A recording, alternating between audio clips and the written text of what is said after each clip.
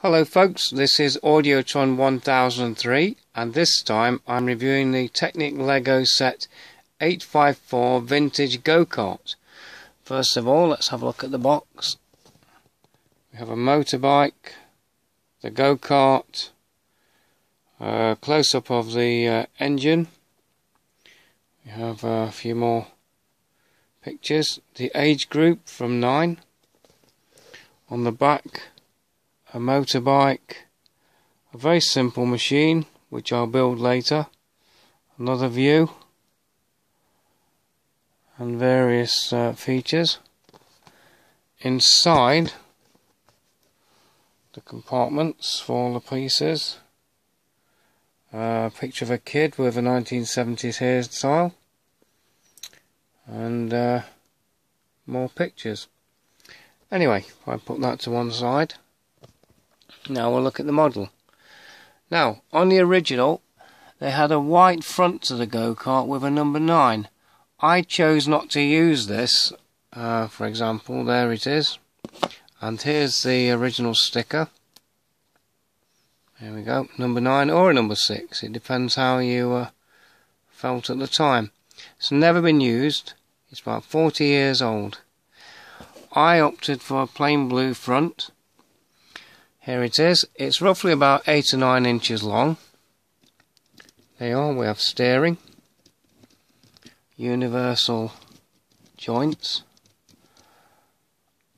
It's very dark. There's a lot of black and blue, so there's not much colour to this. The seat's very large. As you can see, it tilts just a little.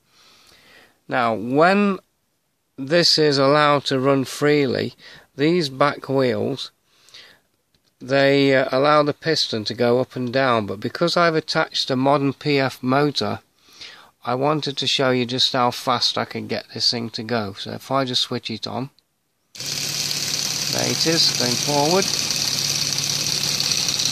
There we go, very, very fast. If I go in reverse. Okay, there's the wheel turning. Switch that off. I wouldn't like that behind my seat. It's rather too fast for my liking, so if I just take that motor off.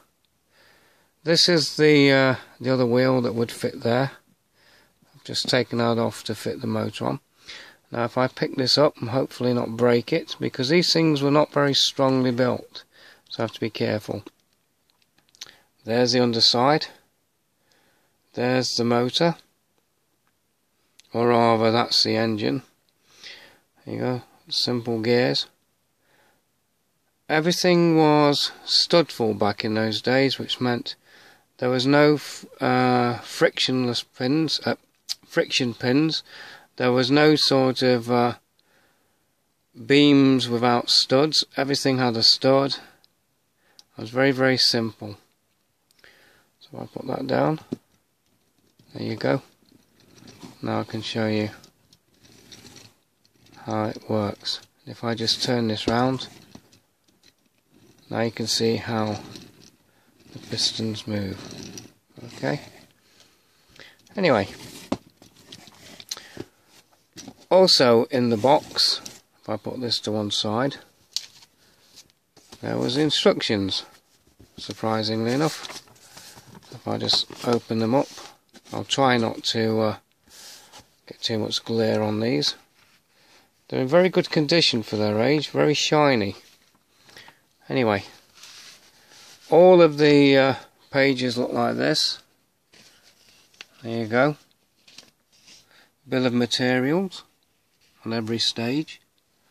I had a few problems trying to build this, on the grounds that sometimes it's very ambiguous where certain parts go. So I had to look really closely. It sort of spot the difference, if you like. There you go. It's very much like building old-fashioned models, sort of from the base up, whereas modern Technic Lego, you build from the inside and you work your way out. There we go. Nearly finished. There it is. Complete. But this manual also shows you how to build other things. For example, here's a machine.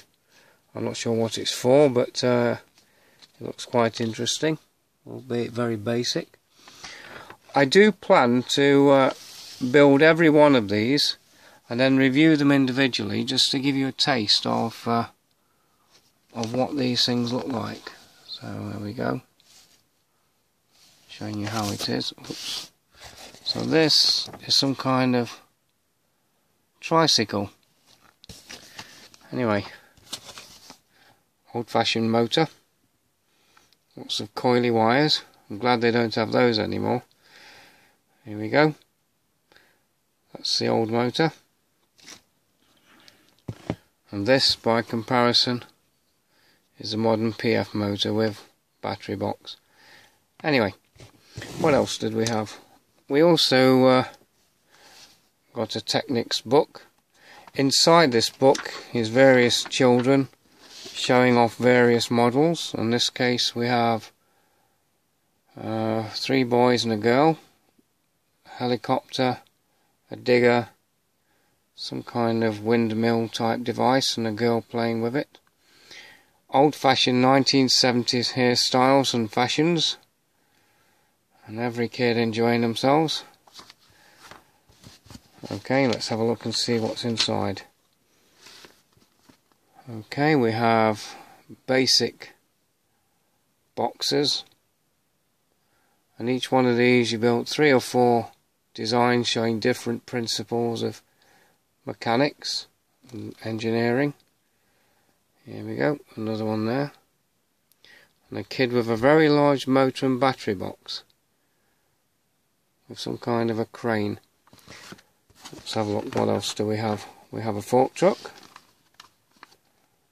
we have a digger showing pneumatics. Now back in those days this was all brand new and it was wonderful. Now we're so used to it that we don't really think too much about it. There we go, some sort of go-kart, 2 kids playing with a tractor, and how the original sets were.